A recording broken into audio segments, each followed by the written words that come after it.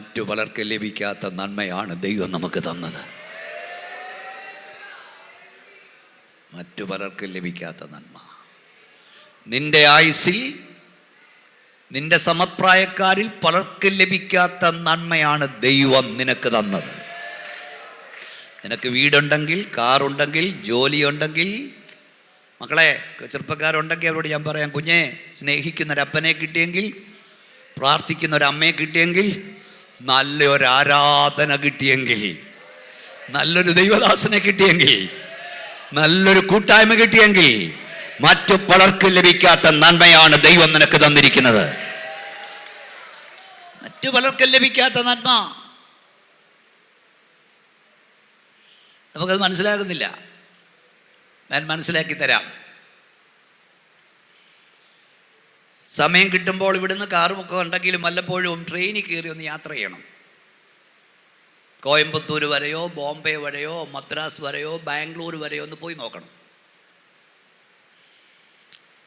ഈ ട്രെയിനിൽ യാത്ര ചെയ്യുമ്പോൾ റെയിൽവേ പുറംപോക്കുകൾ കാണാം. ആ പുറംപോക്കുകളിൽ പ്ലാസ്റ്റിക് ചാക്കുകൾ തിരുകി ആയിരക്കണക്കിന് ആളുകൾ കിടപ്പുണ്ട്. അവിടെ വിവാഹവും ഹണിമൂണും എല്ലാം അതിനകത്താണ്. റെയിൽവേ ഓവർബ്രിഡ്ജുകളുടെ അടിയിൽ അന്തി ഉറങ്ങുന്ന 10,000-ങ്ങളുണ്ട്. ബസ് സ്റ്റാൻഡുകളിൽ ഉറങ്ങുന്നവരുണ്ട്. റെയിൽവേ സ്റ്റേഷനുകളിൽ പാർക്കുന്നവരുണ്ട്. ട്രെയിനകത്ത് യാത്ര ചെയ്യുമ്പോൾ നിങ്ങൾ ചവിട്ടി അരച്ച് തേച്ചു വന്ന ചളികൾ കൈകൊണ്ട് തൂത്തു വൃത്തിയാക്കി നിങ്ങളോട് കൈനീട്ടുന്ന അനേക കുഞ്ഞുങ്ങളെ കാണാം.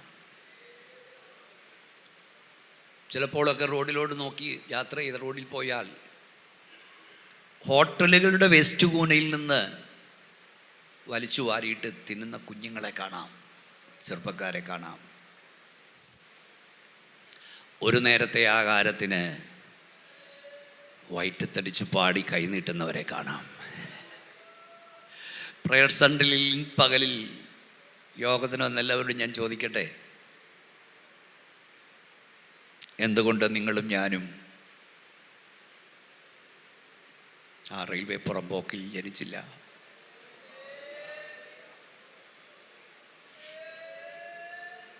എന്തുകൊണ്ടും നിങ്ങളും ഞാനും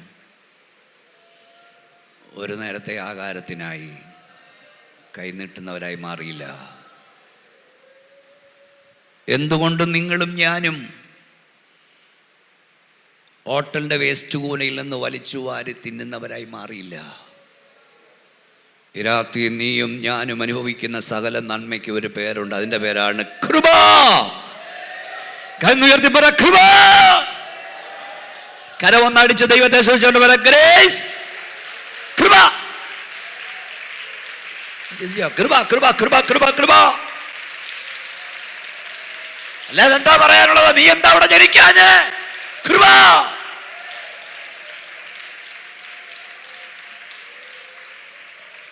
കൃപയാ. ഒന്നുകൂടെ ഞാൻ മനസ്സിലാക്കി തരാം. വർഷങ്ങൾക്ക് മുമ്പ് ഞാൻ നവാപൂർ കൺവെൻഷന് പ്രസംഗിക്കാനായി പോകുകയാണ്. 30,000-40,000 ആളുകൾ കൂടുന്ന കൺവെൻഷനാണ് നവാപൂർ കൺവെൻഷൻ. അന്ന് എനിക്ക് തോന്നുന്നു നമ്മുടെ സാങ്കുട്ടി വന്നിട്ടുണ്ടോ? സാങ്കുട്ടി ചാക്കോ പാസ്റ്റർ, അദ്ദേഹം അന്ന് ആ കൺവെൻഷൻ ഉണ്ടായിരുന്നു.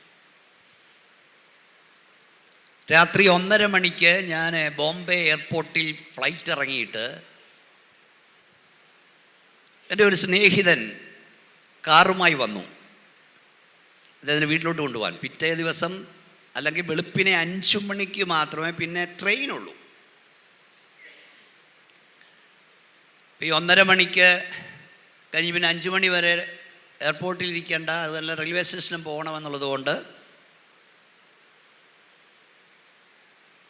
ദേവദാസം വന്നിരുന്നിട്ട് ഈ 1:30 മണിക്ക് എന്നെ സ്വീകരിക്കാൻ ഒരാൾ കാറുമായി വന്നു. എന്നെ നോക്കിയാണ്. ഞാനും ഈ സ്നേഹിതൻ്റെ കൂടെ കാറിൽ എന്നെ നോക്കൂ അദ്ദേഹത്തിൻ്റെ വീട്ടിലോട്ട് പോകുമ്പോൾ ഈ റോഡിൻ്റെ 2 വശവും 100 കണക്കിന് ആളുകൾ കിടന്നുറങ്ങുകയാണ്. കൊച്ചു കുഞ്ഞുങ്ങൾ ഉൾപ്പെടെയുണ്ട്, കിടന്നുറങ്ങുകയാണ്. പെട്ടെന്ന് ഒരു പെരുമഴ പെയ്തു. ഈ കിടക്കുന്ന ജനങ്ങൾ മുഴുവൻ കാളയെ പോലെ, പോത്തിനെ പോലെ ഈ മഴ നനയുകയാണ്. കാരണം എന്നാച്ചാ അവർക്ക് പോകാൻ ഒരിടമില്ല.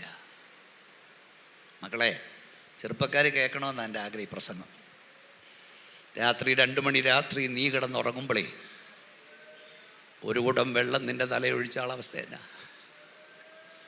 പകല് മുഴുവൻ അലിഞ്ഞ് ഇവരെ 1:30 മണിക്ക് കിടന്നുറങ്ങുമ്പോൾ പെരുമഴ പെയ്യുക, പോകാനൊരിടമില്ല.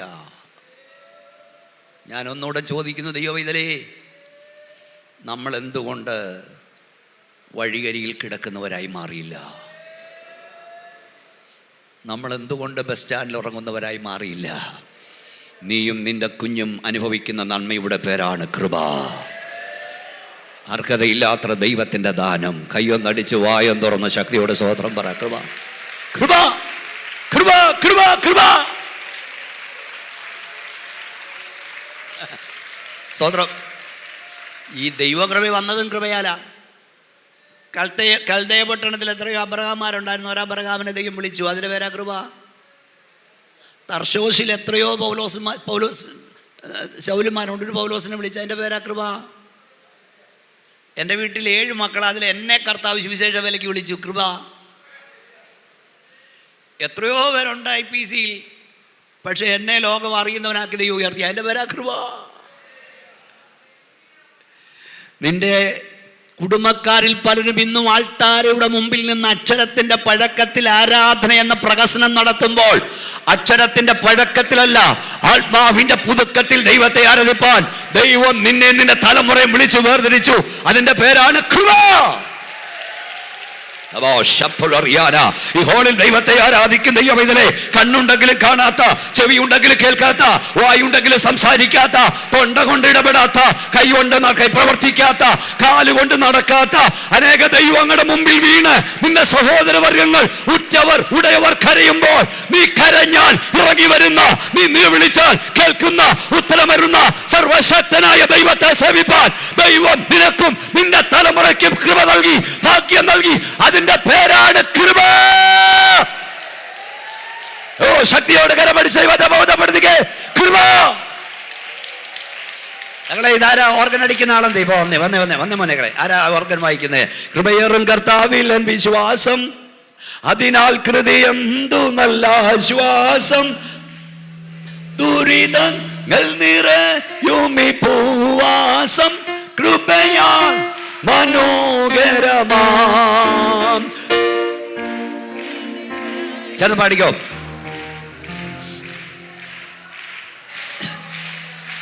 ഓ കൃപ, കൃപയാന്നൻ ആശ്രയം. ഹല്ലേലൂയ.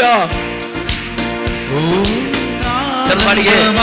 ഓ വൈരികൾ വന്നാലും എതിരുയെന്നാലും കൃപ മതി എന്നാലും,